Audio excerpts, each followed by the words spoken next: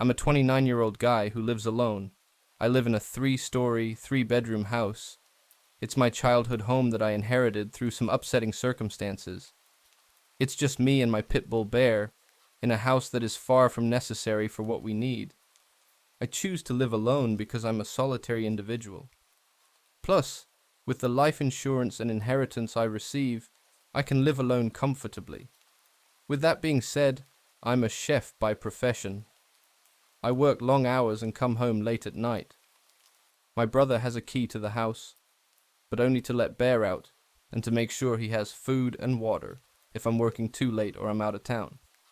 You might be thinking, why not have my brother move in? Well, way back in the day, when my parents divorced, he went with my mom, and I stayed with my dad. Anyway, my story begins with one of those long nights I spoke of. I informed my brother that I'd be working late and to take care of Bear. He obliged, and all was right. So I ended up getting home around 1 since the kitchen closes at 12:30, and we had a lot of cleanup to do. I got home and Bear was there to greet me as usual, happy that I was home. I cooked a quick dinner and headed upstairs to go to bed. Now, when I close down the restaurant and I know I have to work the next day, I always hang my chef's coat on top of the banister leading up the stairs. This way, when I get up and get ready to leave, I can easily grab it and get going. So as Bear followed me up the stairs, I placed my coat on the banister, a normal night in. I began drinking because I felt like it, but all the beer was in the fridge in the kitchen being on the 2nd floor and my room on the 3rd. So I went ahead and grabbed 4 beers so that I didn't have to go back. I went back to my room and let Bear in. He soon fell asleep on my floor as I drank and watched random YouTube videos of unsolved mysteries and things like that. Once the 4 beers were gone, I kept taking trips back to the fridge, even though I had planned against it. I would walk out of the room without my shoes on to get more beer. As I started to get a little drunk, my coat hanging on the banister scared me when I walked past it. The whole house was dark. When I went upstairs, I saw something that made me scared for a moment. But then I realized it was nothing. This kind of thing happened a lot, but when you drink alcohol, you forget things. When I got scared for a second, I would laugh at myself and say, "It's just your coat, silly. You know that. Why are you so jumpy?" I talked to myself like that. Well, after having my 7th beer, I realized I needed a new one. So, I walked over there and went downstairs. Then I got my beer and started going back to my room. I told myself not to be scared of seeing my coat at the top of the stairs again. But this time, my coat wasn't there. I got really scared and confused. Then, I thought maybe my dog Bear got up, looking for me, and accidentally knocked it down. I thought he went back to sleep when he realized I was coming back. I went up the stairs, and my coat wasn't there. I went into my room, and Bear was asleep, but my coat was missing. I turned on the hallway light, and it wasn't there either. I was feeling really nervous now. I checked the hallway one more time, but I didn't see it. I got really scared, so I closed and locked my door. I blamed my confused thinking on the alcohol. It took me hours, but eventually, I fell asleep. The next day, I had to go to work, and that's why I put my coat on the banister the night before. Before leaving, I had to find it. I looked everywhere, but couldn't find it. Then I realized I hadn't checked my dad's bedroom.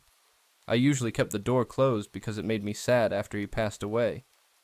I didn't want to go in there, but I told myself it had to be the only place I hadn't looked.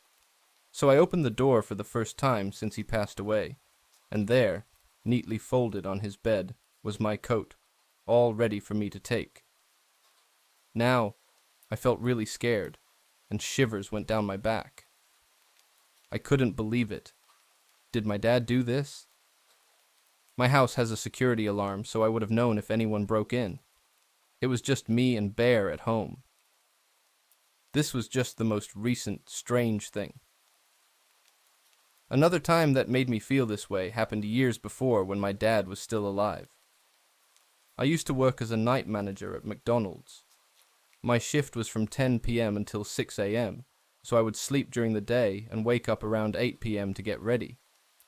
My dad worked at night and wasn't home until I was getting ready to leave. One summer day, I was sleeping because I had work. I was woken up by Bear barking like crazy. First, I want to say Bear is a rescue dog. He used to be in pit bull fighting. Because of that, he doesn't like other dogs. He only barks when he sees one outside through our big front room windows. When Bear woke me up by barking, I thought it was just that.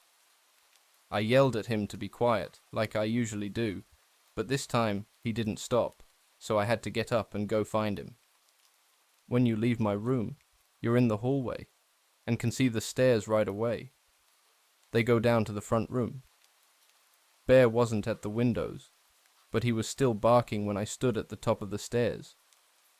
I had to find him and see what was wrong, all while telling him to stop barking. After going down the first set of stairs, you turn left and you're in the kitchen. That's where I found Bear. He was sitting at the top of the stairs that go down to the basement. His ears were straight up and all his fur was standing. I was annoyed he woke me up, so I shouted, "What are you barking at, you silly dog?" That's when I looked into the basement. There was a shadowy figure by the fireplace. That's the best way I can describe it. It was probably 7 feet tall, but it looked like the shadow of a person. I froze.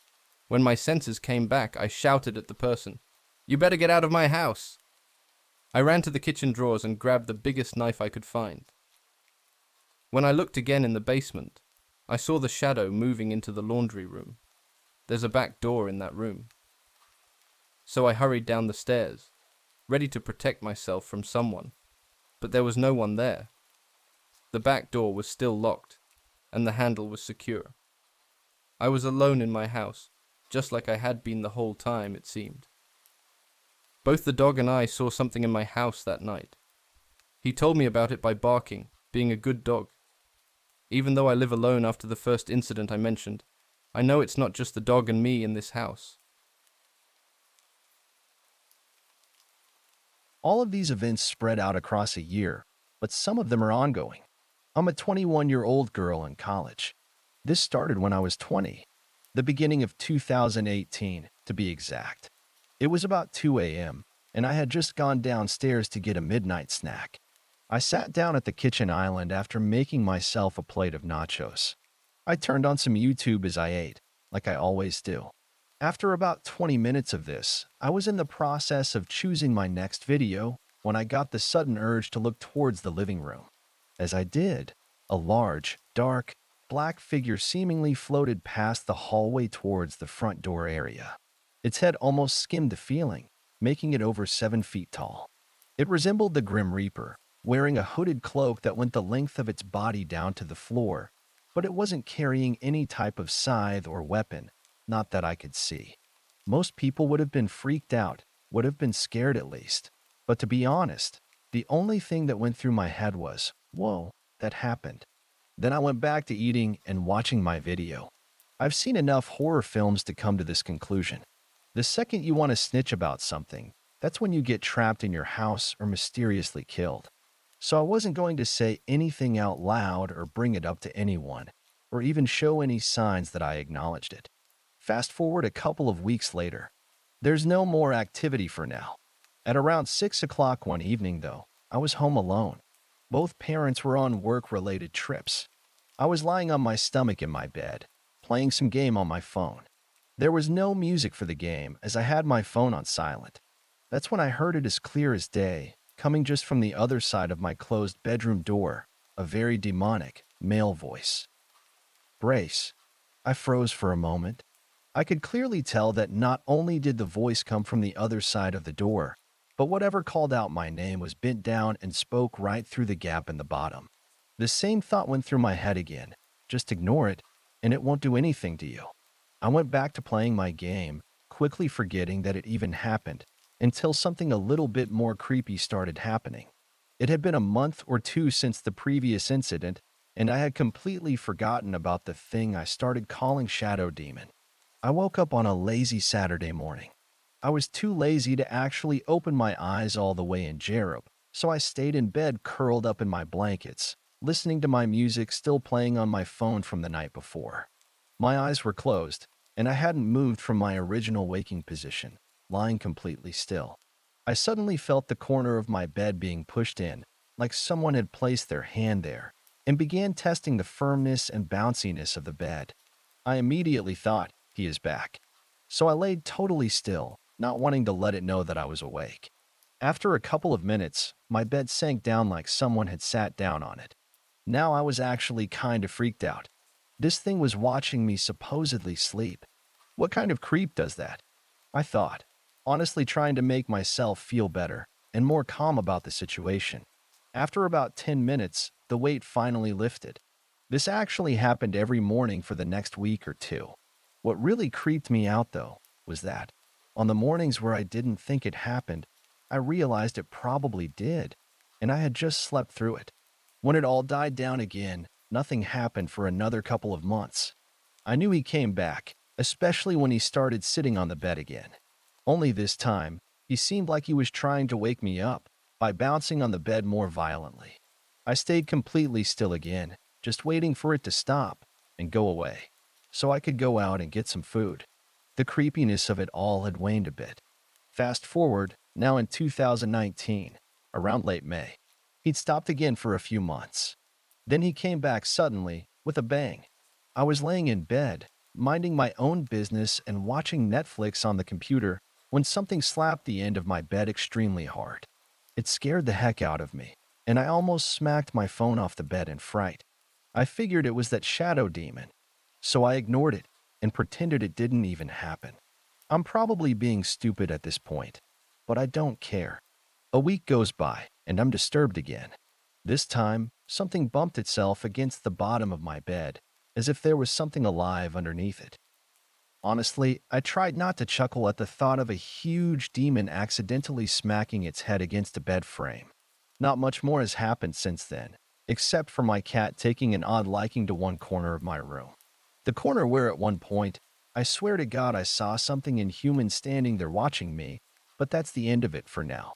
When things do happen, it's random, some of it's creepy, and some of it I'm used to, but I am, deep down, a bit afraid that something especially terrifying might happen.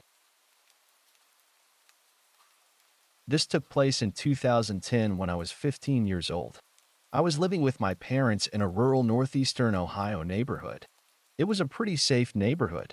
The houses were maybe a quarter of a mile apart and surrounded by woods in all directions. We had a dog named Spike, as well as a few parakeets. Anyway, it all began on a warm, early November day. I even remember the temperature of that week being in the 60s, which is very uncommon in that area at the time.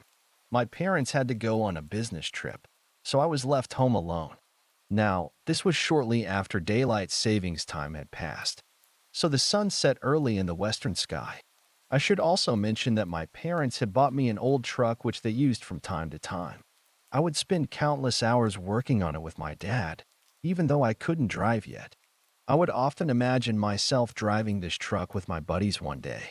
That vehicle is no longer around. It broke down a few years later. The weather that day was good, so I decided to go out and work on the truck after school. School ended around 2:45 for me, and I didn't get done with homework for another 2 hours after that. So I didn't get out there until somewhere around 5 o'clock, at which point, the sun had already sunk beneath the tall trees.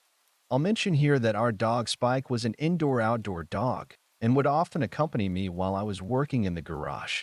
Spike was a German Shepherd Lab mix, so he was very protective of me. Around 5, I finally got out there with Spike, and I started to tweak things on the truck. Keep in mind, I left the garage door open a crack to let in the cool autumn air. I remember having to change the oil, and while I was in the middle of doing that, I heard Spike starting to growl quietly at first. At the moment, I figured that maybe he was just grunting. I continued with my work, and I was almost finished when suddenly I heard this scraping and grunting sound. I looked over at Spike, but he had fallen asleep. As the sounds continued, he shot right up from his sleeping place and flew towards the garage door, barking madly, which was around the truck in front of me. I put down everything I was doing and rushed to the front with him. When I got there, I nearly jumped out of my own skin. There was this blackish gray, wolf-like creature trying to crawl underneath the cracked door. It struggled because of how its body was angled. Its arms and legs bent at weird angles, such that it struggled in a crawling position. At this point, Spike had his teeth bared, and he had put himself between me and this ungodly beast. For a moment, this thing and I made eye contact, and it felt as if I was staring at it for hours, even though it must have been only a minute or less. The trance I was in was broken when I noticed the beast had made a lot of progress in getting under that door. When I saw this, I grabbed Spike. We flew into the house together, where I then shut and locked the door from the kitchen leading into the garage.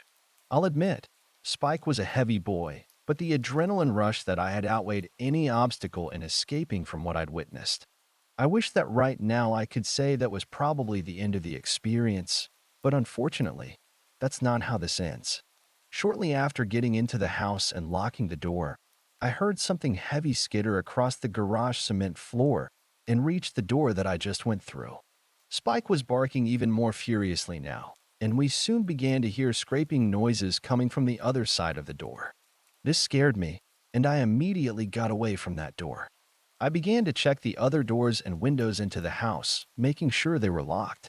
After I'd checked the last window, I returned to the kitchen door, where Spike was still growling at the thing that was trying to break in. Spike and I then bolted to my parents' bedroom, where I knew my parents kept a loaded pistol. I then shut and locked the door. Spike wasn't barking anymore, but he was still growling menacingly. I don't know how, but I fell asleep clutching onto Spike. I was out for maybe only a few hours when I heard something coming from downstairs smash into what sounded like splintering wood. At this, my dog started barking and growling towards the locked door. At the same instant, I heard a large mass making its way upstairs, fast. Spike had only let about 5 barks fly by the time it had made it to my door. To be honest, I thought I was going to die then, alone, at my house, to this abomination. The creature slowly started working on trying to break down my parents' door. Thankfully, the doors to the bedrooms in that house were solid wood, so it would have taken a lot more effort than the one in the kitchen. I didn't panic this time. I wondered if I should call the police. I stuck my hand in my pocket, but my phone wasn't there. I left it in the garage. After that, I looked for a phone that my parents might have possibly left in their room, but no dice. I was one doorway away from this monster, who was apparently very intent on getting to me and doing who knows what. I sat there awake with a growling Spike all night, listening to that thing scratch at the door. It felt like ages before I finally saw the first rays of dawn starting to appear in the early morning sky. Shortly after that, all the scratching ended. I peeked under the door crack, and I didn't see anyone or anything. I waited about an hour before I decided to risk it and ran to my neighbor's house with Spike. Of course, when I got there, I didn't tell them about what happened because at that moment, I was too scared to say much other than I needed to use their phone. After talking to my parents, I went back to the house with Spike. I think that I'd made some excuse, like Spike had gone into this frenzy where he scratched and pounced on the doors and walls, as he was a pretty large dog. My parents believed me, and I didn't have to tell them the real story.